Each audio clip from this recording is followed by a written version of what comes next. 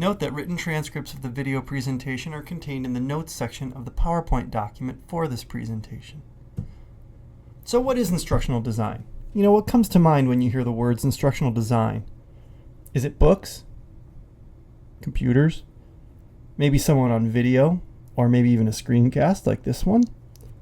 Is it someone thinking deeply about a topic or some kind of subject matter? Or maybe even someone experiencing frustration over their learning experience and what they're learning? Yeah, instructional design. Maybe it looks like this. Here's ADDIE. And ADDIE is a well-known framework for designing instruction. Now around here you'll be corrected for calling it a model. You may have heard that I almost called it a model back there. It's not. It's a guide for designing and developing instruction. Its origins rest in the field of engineering. It's an approach that they use to designing effective solutions to many problems. So our own field of education felt that applying those principles to instructional products might be a way to improve the way we develop instruction. I think they were right. At first glance, instructional design, when you look at it this way, kind of looks like a bunch of boxes and arrows. Like the ones right up here. But really, it's not. Those are just a tool for us to understand our work conceptually and to do our work. Instructional design is so much more than just these boxes and arrows. It can be exciting. It can be really fun. It can be challenging, and it can be a lot of problems to solve. It takes some good planning and organization, but it really is wonderful the way, as a tool, it brings instruction together in a very tight, cohesive package. Here's another well-known model, and yes, this time I did say model. It is a model. It's somewhat prescriptive. It tells you do this, then do that. Of course, there's more arrows and more boxes, but don't let them intimidate you. Just take it all in for now and see what jumps out at you. Hey, look, this guy's got no arrows, but still, there's a lot of descriptive and prescriptive information here about designing instruction. And we're going to come back to this, but for now, know that these tools exist, and they're useful when they're kept in check. This is Morrison, Ross, and Kemp's Designing Effective Instruction. This is the model that we'll be using in our course. So what does learning look like? Let's stop asking what instructional design is for a minute and ask this question instead. Forget models and frameworks and all that stuff. Instead, let's take a different approach to answering the question. What does learning look like? Because if we can figure out what learning should look like, we can figure out how to make instruction that leads to learning. Maybe this is what learning looks like to you. What do you notice here? Engagement, motivation, interest. Is that learning though? Sure, that's some part of it. But do we see learning happening here? I'd like to think so. What about this? Is this guy learning? Is that what learning looks like? I see a CD player and some books and that sort of thing. Maybe this is more what you're used to when you see learning happening. What do you think led this student to look like this? Or this? Poor thing. Right? That's an important question that we can ask ourselves a lot. What is the difference between engagement and frustration? What's the difference between effective instruction and everything else? What makes the difference between someone who is a learner who's engaged, like the ones on your left, and the ones who are frustrated and unsuccessful, which is sort of what the one on the right looks like? Well, I think you can answer that question by figuring out what makes a difference to you. What makes learning better or worse for you? Is it something about the way the instruction is designed? Maybe it's the way the materials are designed?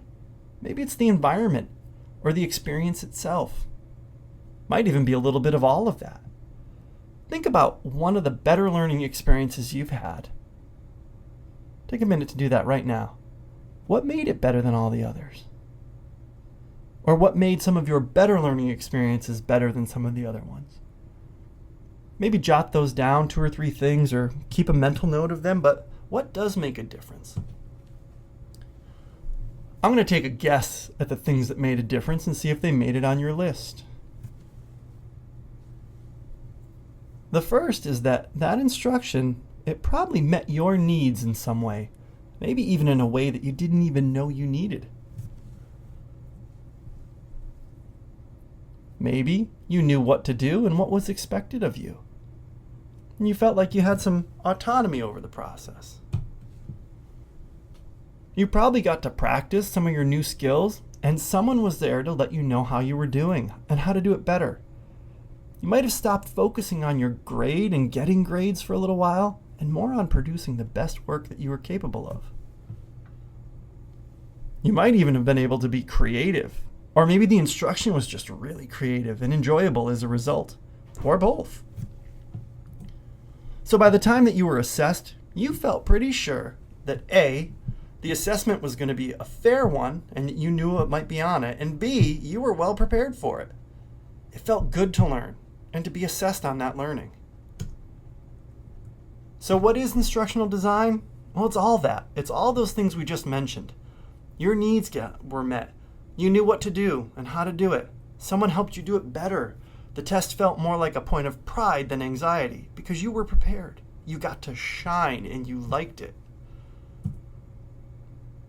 So this is what instructional design is. It's the difference between learners who are confused and frustrated and those who are learning and are enjoying learning.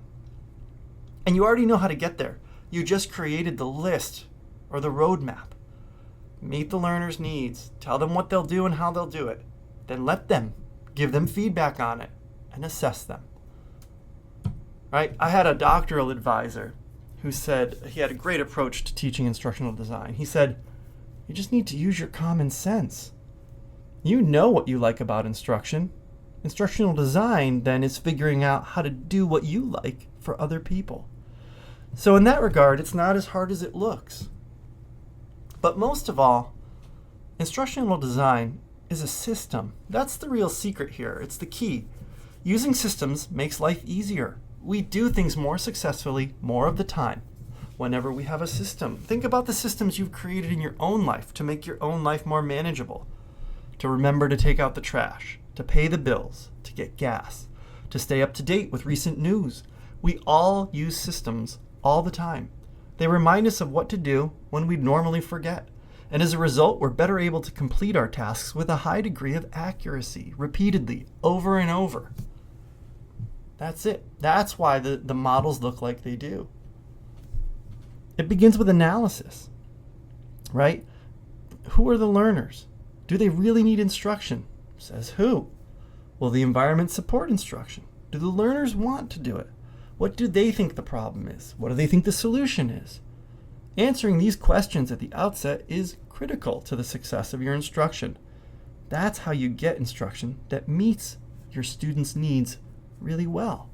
That's how they walk away feeling like it met their needs. Objectives.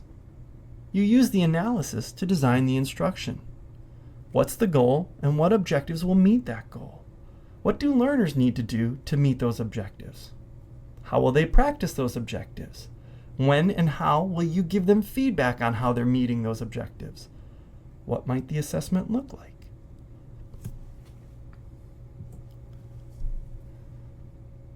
Okay, great. You know about your learners and you know what they're going to do and how they're going to do it.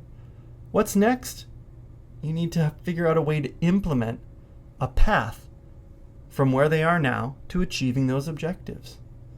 You need to develop some materials. You need to put them together in a cohesive package. Great.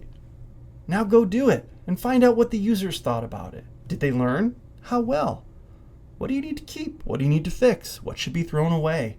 What does the data that you collected tell you about this?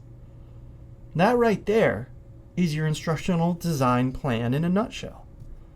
Your learners, your objectives, the methods, and the evaluation. Those are the 4 critical components. So how do we get there? Right? How do we create, as you can see up here, instructional experiences which make the acquisition of knowledge and skill more efficient, effective, and appealing? We focus on learners, objectives, methods, and evaluation. We go through this repeatable process of analyzing, designing, developing, implementing, and evaluating, or ADDIE. And then we revise throughout. And that's how we get to this efficient, effective, and appealing acquisition of knowledge and skills. That's what this model is for. It's our roadmap. It's the key to staying on track, to remembering all the little things that make good instruction, well, good.